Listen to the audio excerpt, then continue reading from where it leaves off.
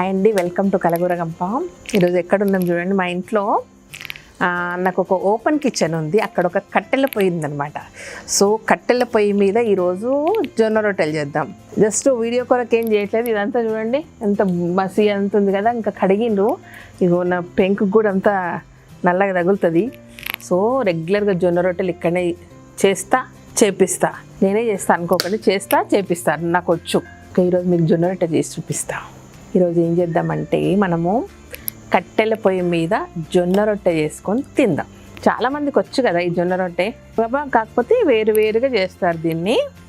పిండి కలపడంలోనే తేడా ఉంటుంది. ఫస్ట్ నీళ్ళు కాగబెట్టుకోవాలన్నట్టు. నేనైతే చాలాసార్లు ఇక్కడ పిండి వేసుకొని మధ్యలో ఇట్లా హోల్ చేసుకొని చేస్తా. సో ఇప్పుడు ఏం చేద్దామంటే ఈ వేడి నీళ్ళలో పిండి వేద్దాం. ఇట్లా వేడి నీళ్ళు ఎక్కువ ఉండి పిండి వేస్తే జిగి బాగా వస్తుంది అన్నట్టు. లోపు పెనం పెట్టుకుందాం. ఇది వేడవుతుంది, అది వేడవుతుంటుంది. ఈలోపు మనం పిండి కలిపేసుకుందాము. మామూలుగా ఇంట్లో ఉండే రెగ్యులర్ స్టవ్ల మీద కంటే కట్టెల పొయ్యి మీద జొన్న రొట్టెలు చాలా బాగా వస్తాయి, చాలా బాగా పొంగుతాయి, టేస్ట్ కూడా బాగుంటుంది. అయినా కట్టెల పొయ్యి మీద ఏ రొట్టెనా బాగుంటుంది కదండి.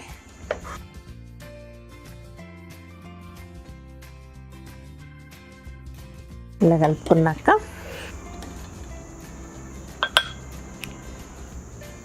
పిండి మొత్తం ఇలా మామూలు కలుపుకున్నాక పక్కకు తీసి పెట్టుకొని కొంచెం కలుపుకుంటేనే మనకు జిగి బాగుంటుంది, రొట్టెలు బాగా వస్తాయి. సో దీన్ని ఇట్లా మూసి పెడితే మనం పూసాం కదా పేపర్లు మెంతులు వేసి ఆ గంప అనమాట, ఈ రొట్టెల గంపలో వేసేద్దాం మనం. ఇదిగోండి ఇట్లా మూసి పెట్టుకుంటే ఏంటంటే ఆ వేడి పోకుండా కొంచెం బాగుంటుంది. మళ్ళీ మనం కలుపుకున్నప్పుడు ఫస్ట్ కొంచెమే తడుపుకుందాం మనం. రొట్టెలు ఎలా నేర్చుకున్నానంటే ఊర్లో ఉన్నప్పుడు అప్పుడు చాలామంది ఇంట్లో పని వాళ్ళు ఉండేటోళ్ళు, వాళ్ళు రొట్టెలు చేసే వాళ్ళ దగ్గరనో లేదంటే నాయనమ్మ వాళ్ళు ఎప్పుడైనా చేసినప్పుడు అడిగి లాస్ట్ రొట్టెకు కొంచెం పిండి ఉంచమని అడుక్కొని ఒక్కొక్క రొట్టె ఫస్ట్ డే చిన్నగా పెద్దగా అట్లా చేసి నేర్చుకునేవాళ్ళు అన్నమాట. అట్లా నాకు చాలా బాగా వచ్చు. రోజు చేస్తామని అడగకండి, బాగా వచ్చు అంతే. కాకపోతే రోజు జొన్న రొట్టెలు తింటాం. చూడండి ఇట్లా వేడి నీళ్ళు మంచిగా పోసుకుంటే జిగి బాగా వస్తుంది. ఎందుకంటే మనకు చపాతీ పిండిలాగా జొన్న రొట్టెకు జిగి ఉండదు. పెళ్ళయ్యాక మా అమ్మ వాళ్ళ దగ్గర నేనేమి తెచ్చుకోలేదు, కాకపోతే రొట్టెల బండ అడిగి మాత్రం తెచ్చుకున్నా. ఇది అనమాట రొట్టెల బండ. ఈ మధ్య మా వాళ్ళు ఏం చేశారంటే దాన్ని పగలగొట్టారు. ఇది మళ్ళీ నేను చదువుకున్న స్కూల్ ఫ్రెండ్ ఉంటాడు ఒక అబ్బాయి, కాంతి రమేష్ అబ్బాయి పేరు. అబ్బాయి మరీ దగ్గరుండి ఇది ఇప్పించాడు ఈ రొట్టెల బండ. మనం ఎంత రొట్టె కొడతాం అనే దాని మీద ఇది తీసుకోవాలి. ఇలా ఎంతసేపు అంటే అంత జిగి వస్తుందండి దీంట్లో.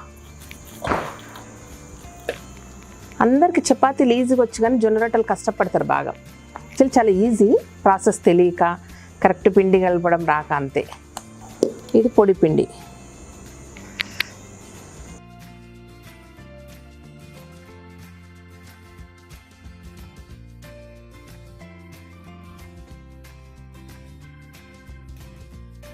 రొట్టెల బండ స్పెషాలిటీ ఏంటంటే ఈ బండలు తాండూరు బండలు అంటారు. వీటికి స్పెషాలిటీ ఏంటంటే కింద స్మూత్గా ఉండొద్దు. స్మూత్గా ఉంటే రొట్టె జరగదు.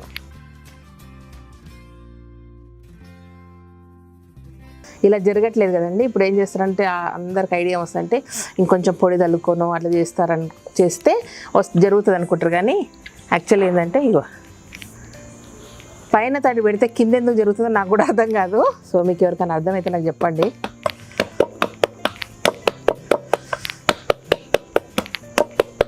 సౌండ్ బాగుంటుంది నాకు. ఊర్లలో ఇక్కడ దాకా గాజులు వేసుకుంటారు కదా, గాజులు అచ్చులు కూడా పడతాయి యాక్చువల్గా రొట్టెల మీద.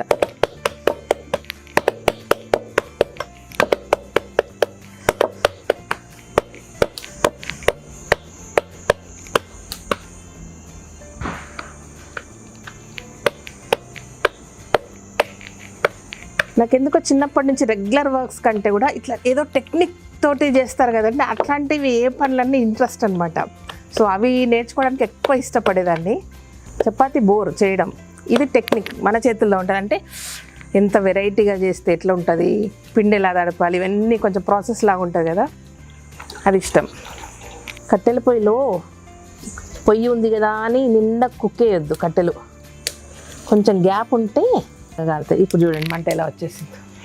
ఇప్పుడు చిరగకుండా దాని మీద వేయాలి మనం.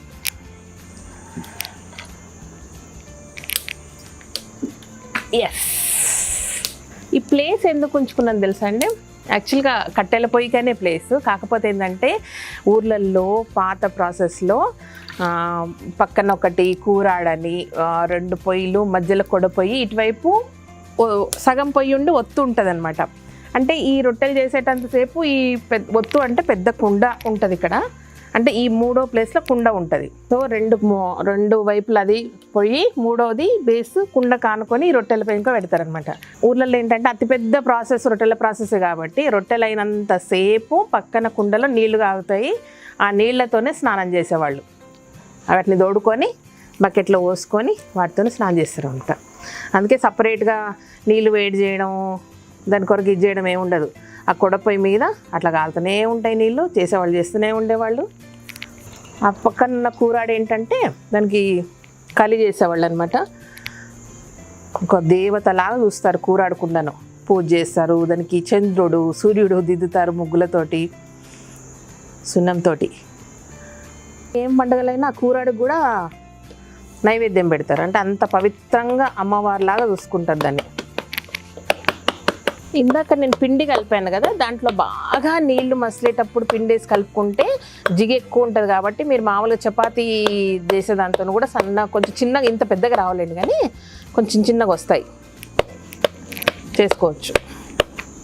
ఇందాక ఒక పెనం పెట్టాను కదా, అది యాక్చువల్గా భక్షాల పెనము. మా వాళ్ళు రోజు దాని మీద చేస్తుండ్రు అనమాట, బట్ దాని మీద పొంగవు సరిగ్గా. ఇది యాక్చువల్గా రొట్టెల పెనం. సో దీని మీద వేద్దాం. ఇందాక రొట్టె నాకు పొంగలేదు, నచ్చలేదు, అది సరిగ్గా గాలలేదు. అది వర్షం పడింది వాళ్ళు, అందుకే కట్టెలు సరిగ్గా గాలట్లా.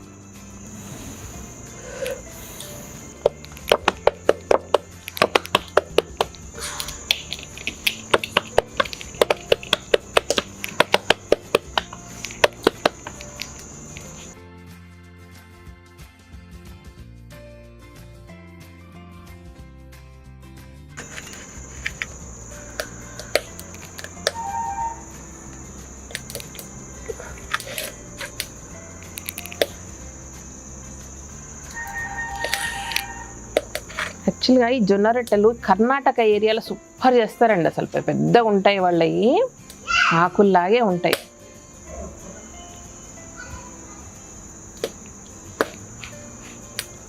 నానమ్మ వాళ్ళు చేసినప్పుడు ఇంత పొంగేవాడి, అంటే మంట బాగుంటే పొంగుతాయి. యాక్చువల్గా ఎవరు చేసినా పొంగుతాయి లేదు, కానీ వర్షం పడింది అందుకే కట్టెలు మండట్లా.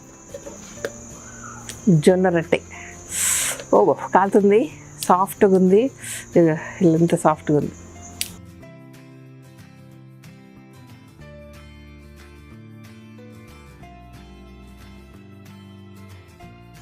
రొట్టెలు చేస్తుంటే కరెక్ట్గా కరెంట్ పోయిందని, పవర్ పోయింది. అయితే ఓపెన్ కిచెన్లో బ్యాకప్ లేదు. సో నాకు ఇప్పుడు ఎట్లా ఉందంటే ఊర్లల్లో దీపం పెట్టుకొని చేస్తారు కదా, అట్లా ఉంది. చాలా ఇయర్స్ వరకు దీపం పవర్ లేకుండా మా ఊర్లో మేము చూసినప్పుడు కూడా. మా ఊరికి చాలా లేట్గా వచ్చింది పవర్. పొలాల్లో ఉండేది, ఊళ్ళల్లో ఎందుకో కొంచెం లేట్గా వచ్చింది. సేమ్ దీపం పెట్టుకొని రొట్టె చేస్తున్నట్టుంది నాకు ఈరోజు. సో ఆ ఎక్స్పీరియన్స్ కూడా అయిపోతుంది మనకు. నా కూతురు మొబైల్ టార్చ్ బట్టి చూపిస్తుంది ఇప్పుడు. బాగుంది. ఓన్లీ కట్టెల వెలుతురు, జొన్న రొట్టెలు, కట్టెల పొయ్యి, బాగుంది. ఊళ్ళో దీపం పెడితే ఇంతకంటే ఎక్కువ వెలుతురు రాదు కదండి. దీన్ని ఇలాగే కంటిన్యూ చేద్దాం. మనం రొట్టెలు అయిపోయే వరకు మన పవర్ రాకపోతే ఇంకా సూపర్. సో పవర్ లేకపోయిదా మనం చేసిన జొన్న రొట్టె ఇది. ఇదిగో మన గంపలు వేసేస్తున్నా.